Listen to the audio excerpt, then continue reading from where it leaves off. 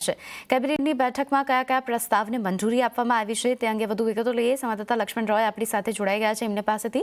लक्ष्मण जी, cabinet की बैठक हुई, कौन से अहम और बड़े बड़े फैसले लिए गए हैं इस बैठक में? देखिए, कैबिनेट में वैसे तो कुल 7 बड़े फैसले लिए गए, लेकिन सबसे महत्वपूर्ण फैसला, राजनीतिक रूप से संवेदनशील फैसला वन नेशन वन इलेक्शन यानी एक देश एक चुनाव को लेकर रहा। एक देश एक चुनाव कराने को लेकर जो एक्सपर्ट पैनल बना था पूर्व राष्ट्रपति रामनाथ कोविंद की अगुवाई में, उस पैनल की जो रिपोर्ट थी, इस रिपोर्ट को कैबिनेट ने स्वीकार कर लिया है। अब इस रिपोर्ट को सार्वजनिक किया गया है।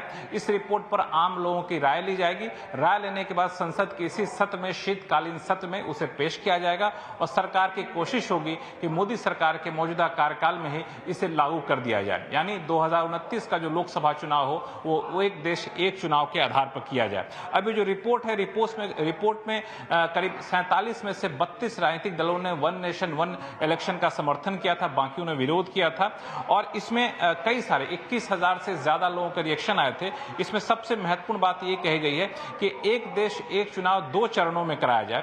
पहले चरण में सभी लोकसभा के चुनाव और राज्यसभा के चुनाव एक साथ कराया जाए और दूसरे चरण में जैसे ही पहला चरण खत्म हो उसके 100 दिन के भीतर नगर पालिका और पंचायत के चुनाव कराया जाए। और इसमें एक और महत्वपूर्ण बात यह कही गई है कि सभी स्तर पर एक ही इलेक्टोरल रोल हो, यानी सबके एक ही पहचान पत्र हो। ऐसा ना हो कि लोकसभा के लिए अलग, राज्यसभा के लिए अलग और पंचायत के लिए अलग हो, ऐसा ना हो, सभी के लिए एक ही इलेक्टोरल रोल हो। ये यहाँ पे प्रावधान किया गया है। अब इस पर रिपोर्ट आने के बाद अंतिम रूप से लोगों की सलाह मशविरा के बाद एक अंतिम बिल तैयार किया जाएगा, जिसको संसद के शीतकालीन सत्र में पारित कराने की कोशिश होगी।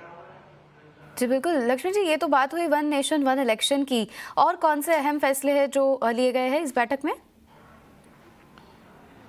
देखिए, इसके अलावा 6 फैसले लिए गए। 2 फैसले किसानों से जुड़े हुए हैं। उसमें न्यूट्रिएंट बेस्ड सब्सिडी यानी पीएनके फर्टिलाइजर बनाने वाली कंपनियों को सरकार सब्सिडी देगी ताकि कच्चे माल की लागत जो बढ़ रही है उसकी वजह से कीमतें ना बढ़े, किसानों को ज्यादा कीमत ना चुकानी पड़े। इसके लिए करीब 24,000 करोड़ रुपए सरकार खर्च करेगी, जिसको न्यूट्रिएंट बेस्ड सब्सिडी कहते हैं। ये रबी फसलों के लिए सरकार ने फैसला लिया है। 2024-25 के रबी फसलों के लिए सरकार ये खर्चा करेगी 24,475 करोड़ रुपए। किसानों के लिए दूसरा फैसला लिया गया है वो आपको करीब 35,000 करोड़ रुपए के पीएम आशा वेलफेयर स्कीम है, उसको मंजूरी दी गई है। इसके तहत किसानों को अगर कम कीमत मिलती है तो उसको सरकार भरपाई करेगी, किसानों को सुविधाएं मुहैया कराएगी। तो इस पीएम आशा स्कीम को आगे जारी रखने का सरकार ने फैसला लिया है।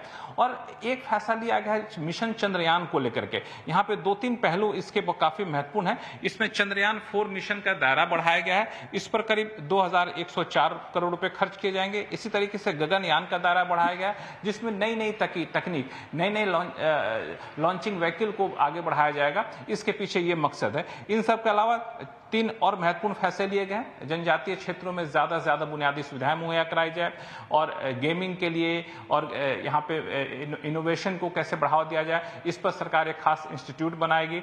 और साथ ही साथ यहाँ पे सरकार बायो इकोनॉमी का इस्तेमाल करते हुए रोजगार के ज्यादा मौका पैदा करेगी। इससे जुड़े भी प्रावधान को मंजूरी यहाँ पर दी गई है। जी लक्ष्मण जी, शुक्रिया आपका हमारे साथ जुड़ने के लिए और ये सारी डिटेल्स हमें देने के लिए। તો આ સાથે જ આગળ વધી અને વાત કરીએ, આજે બેઠક લેવાઈ હતી કેન્દ્રીય મંત્રીમંડળની। તે બાદ અશ્વિની વૈષ્ણવે કહ્યું છે કે કેબિનેટની મંજૂરી બાદ હવે આના ઉપર આખા દેશમાં ચર્ચા કરવામાં આવશે। एनडीए सरकार की कैबिनेट ने आज सर्वसम्मति से इन रिकमेंडेशंस को एक्सेप्ट किया और इसका इम्प्लीमेंटेशन 2 फेजेस में होगा, जैसा कि कमेटी के रिकमेंडेशंस में है। फर्स्ट फेज में लोकसभा और असेंबलीज के इलेक्शंस को साइमल्टेनियस कराने का प्रयास होगा और उसके सेकंड फेज में लोकल बॉडी इलेक्शन से, जो है ग्राम पंचायत, जिला पंचायत, ब्लॉक में पंचायत समिति और जितने भी अर्बन लोकल बॉडीज हैं, चाहे म्यूनिसिपैलिटीज हो, चाहे म्यूनिसिपल कमिटीज हो, चाहे म्यूनिसिपल कॉरपोरेशन हो, उन सब के लोकल बॉडी इलेक्शंस को with in 100 days of general elections में करवाना, जिससे कि एक बार में सारे इलेक्शन का प्रोसेस कंप्लीट हो और फिर 5 साल तक सब के सब मेहनत करके देश के निर्माण में लगे। अब इस पे जो कमेटी के रिकमेंडेशंस हैं उनको पूरे देश भर में डिस्कशन किया जाएगा वेरियस फोरम्स में। तो